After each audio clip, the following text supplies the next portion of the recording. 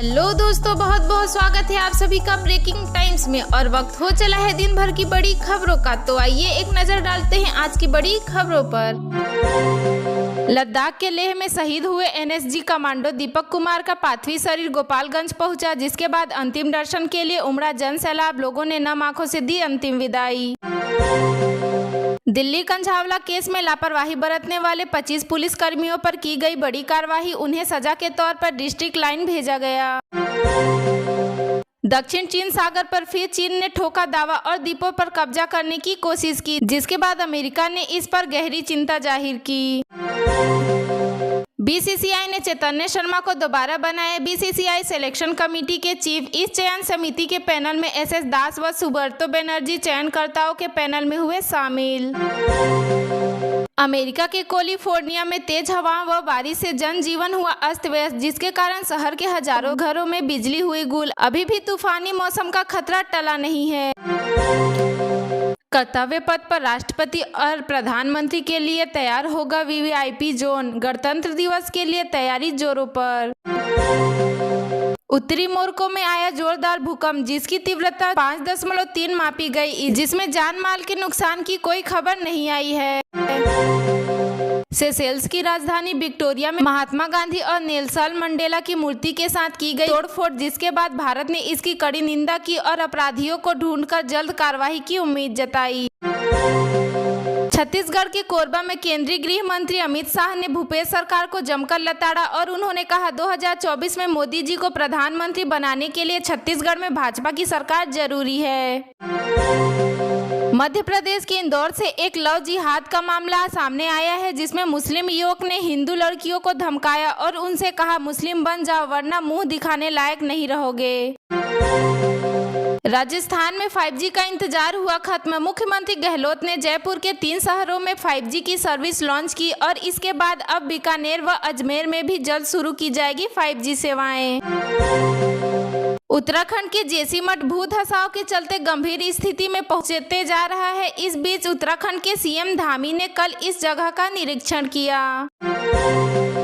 गुजरात के मोरबी में एक दिल दहलाने वाली घटना। लव इन रिलेशनशिप में रह रही एक महिला ने अपने साथी को जिंदा जलाकर मारने की कोशिश की। इस घटना में युवक का शरीर 70% तक जला। उत्तराखंड के जोशीमठ का अस्तित्व खतरे में। वहां सड़कों व घरों में बड़ी दरारें के साथ मंदिर तक ढलने की खबर, जिसके बाद राज्य सरकार ने जांच के दिए आदेश और इस घटना के बाद कई इलाकों को खाली कराई गई। अंजलि की मौत के बाद दिल्ली पुलिस का बड़ा कदम। एसएचओ व एटीओ से मांगी लाइव लोकेशन। कांग्रेस ने ओवैसी पर लगाया गंभीर आरोप। वोटर लिस्ट में ओवैसी के 2 अलग अलग जगहों पर नाम पंजीकृत, जिसके बाद इलेक्शन कमीशन से कार्रवाई की मांग की। अहमदाबाद के एक बहुमंजिला इमारत में गीजर से लगी आग, जिसके बाद किशोरी की मौत की खबर। सूचना मिलते ही अग्निशमन विभाग मौके पर हुई उपस्थित। दिल्ली में मेयर चुनाव के दौरान बीजेपी व आम आदमी पार्टी के बीच धक्का मुक्की के बाद आप कार्यकर्ता का एलजी आवास के बाहर प्रदर्शन और वहीं बीजेपी के कार्यकर्ता राजघाट पर आम आदमी पार्टी के खिलाफ प्रदर्शन कर रही है। दिल्ली में ठंड का भीषण कहर। इस बीच कल दिल्ली में सबसे कम न्यूनतम तापमान 0.0 डिग्री सेल्सियस दर्ज किया गया।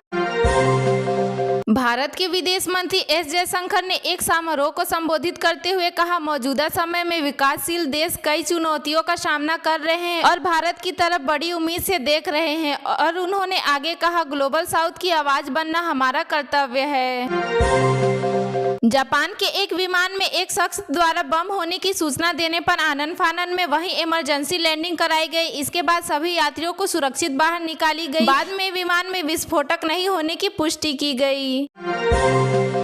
सीएम योगी के मुंबई यात्रा को लेकर अखिलेश यादव ने साधा निशाना, कहा निवेश के नाम पर सिर्फ जुबानी खर्च। पश्चिम दिल्ली के रघुबीर नगर में आग सेकने को लेकर एक नाबालिग लड़के की चाकू से गोदकर निर्मम हत्या, जिसके बाद पुलिस ने 2 नाबालिग सहित 3 आरोपियों को लिया हिरासत में।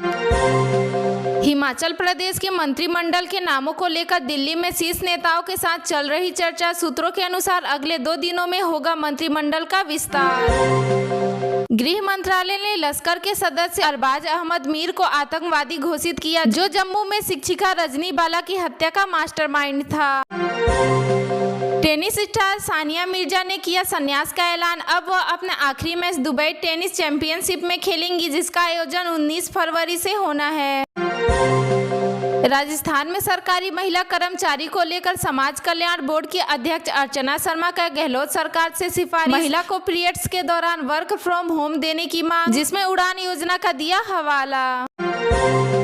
पाकिस्तान की अर्थव्यवस्था पहुंचा सड़कों पर। अब पाकिस्तान अपने अमेरिका दूतावास तक बेचने को तैयार, और यही नहीं, कुछ जगह पर तो एलपीजी सिलेंडर की कीमत 10,000 रुपए तक पहुंची। गुवाहाटी हवाई अड्डे पर अब लोगों को मिलेगा कार चार्जिंग की सुविधा। इसी के साथ फास्ट चार्जिंग ईवी स्टेशन की हुई शुरुआत। देश में पिछले 24 घंटों में कोरोना वायरस के 214 नए केस सामने आए, और वहीं 204 लोगों की स्वस्थ होने की खबर। राजस्थान के पीएससी पेपर लीक के सरगना सुरेश ढक्का पर सरकार का बड़ा एक्शन। अवैध निर्माण हटाने के लिए 3 दिन का दिया समय, नहीं तो कोच सेंटर पर चलेगा सरकार का बुलडोजर।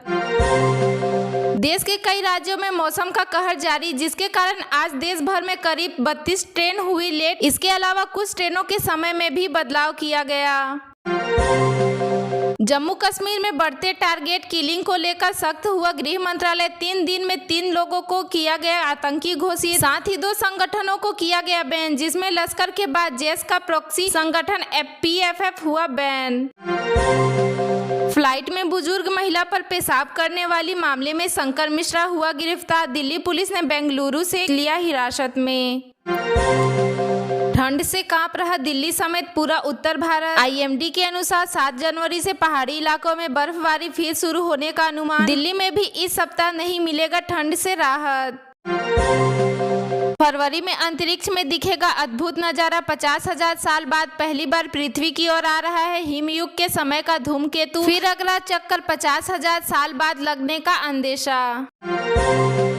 सीजेआई की अध्यक्षता वाली पीठ का समिति को आदेश, कहा सड़क सुरक्षा नियम तय करने के लिए 2 हफ्ते में हो बैठक।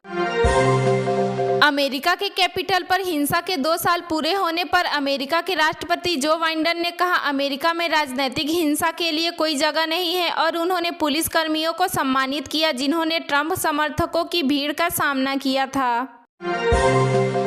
दिल्ली एनसीआर में अंजलि की मौत के बाद गुरुग्राम से एक सनसनीखेज सीसीटीवी फुटेज आया सामने, जिसमें एक लड़की ने बाइक पर बैठने से किया इनकार तो दरिंदा उसे हेलमेट से मारने लगा। खैर, पुलिस ने एफआईआर दर्ज कर जांच शुरू कर दी है।